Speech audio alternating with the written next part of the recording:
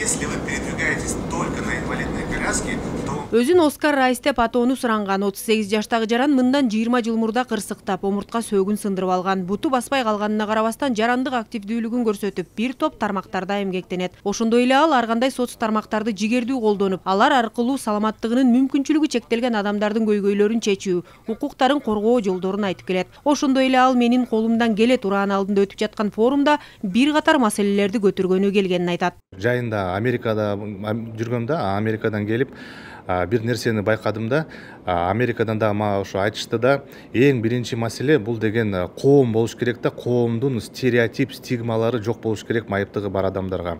Ошол себептен Кыргызстанда бизде да ошондой стереотиптер бар. Ошо майыптыгы бар адам балким коляскада отуруп калса, мисалы, там башкача карайт, же болбосо мындай благотворительный подход деп коет да, медицинский подход, то есть к людям с инвалидностью относится как к человеку, который постоянно нуждается в помощи какой-то.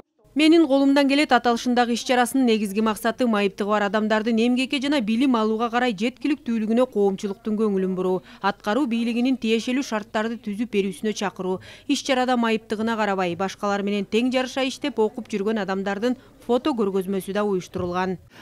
Бизде 5% квота бар, жумушка орношконго. Бирок ал квота көбүнчө декларация болуп калганда, кагаз түрүндө. Майыптыгы бар адамдар көптөгөн ар кандай причиналар менен жумушка алынбай атат да.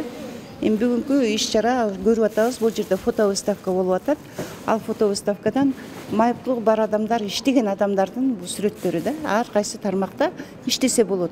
Эгер мүмкүнчүлүк түшсө, майыптыгы бар адамдар Стивен Хопкингдей болуп эле космоско деле уча алат да.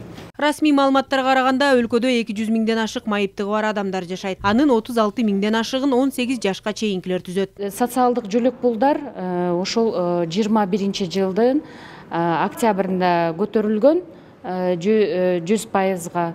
Андан кийин 2022 жылдын январь айынан баштап 200%га көбөйдү. Мына азыр балдар 18 жашка чейинки ден соолук мүмкүнчүлүгү чектелүү балдар бизде 8.000 сом ай сайын. Андан тышкары чоңдор арасында бизде топко бөлүнөт.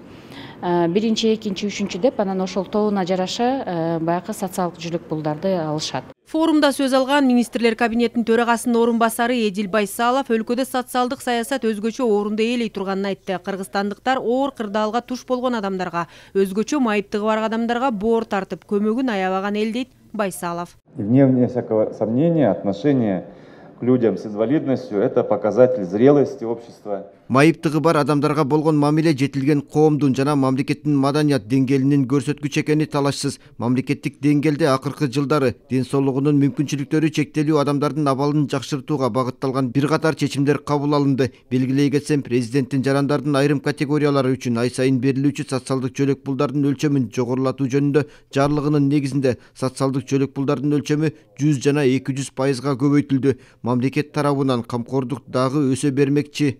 Иш-чаранын соңунда саламаттыгынын мүмкүнчүлүгү чектелген адамдардын укуктары жана кепилдиктери жөнүндө резолюция кабыл алынды. Акмарал Сабаттар, Рыскелди Көкүлбеков, Ала Тоо 24.